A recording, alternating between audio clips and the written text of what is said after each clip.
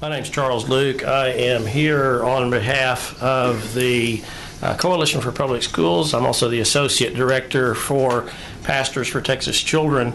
But more importantly, I am the father of two wonderful boys, and they're wonderful most of the time, not always. But Carson, my youngest, is in a wheelchair. He has spina bifida. And Caden, my 16-year-old, is afflicted with being a 16-year-old.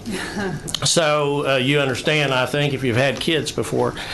But I've heard a lot today about public education and some of the issues with public education. I just want to tell you from the perspective of a father with a kid with a disability that the public school system that he's gone through has been par excellence. They've done nothing but meet all the requirements that they needed to meet for him and for his needs. They've made accommodations. They've provided him with assistive technology. And I've been in ARDS first as a school administrator years ago and a retired superintendent. I'm in ARDS with my son.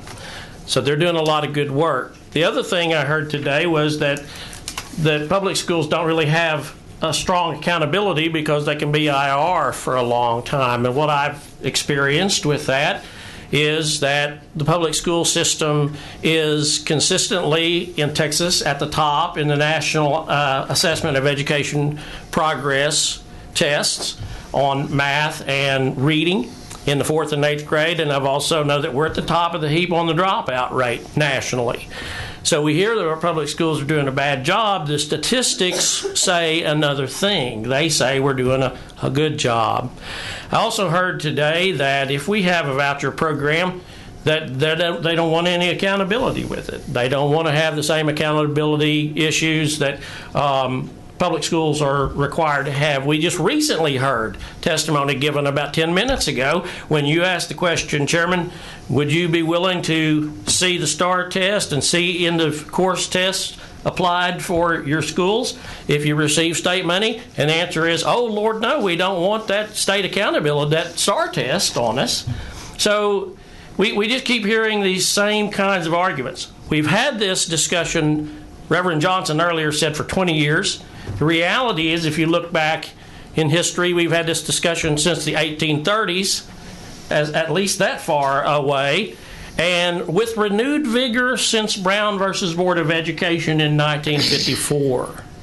From a national perspective, vouchers received renewed energy when states decided they didn't want to integrate their schools, to the point that they just ignored it for 10 years, and then in about 1964 with the Civil Rights Act, they started doing academies of segregation in places like Mississippi, and freedom of choice schools. Now, where have you heard those terms before?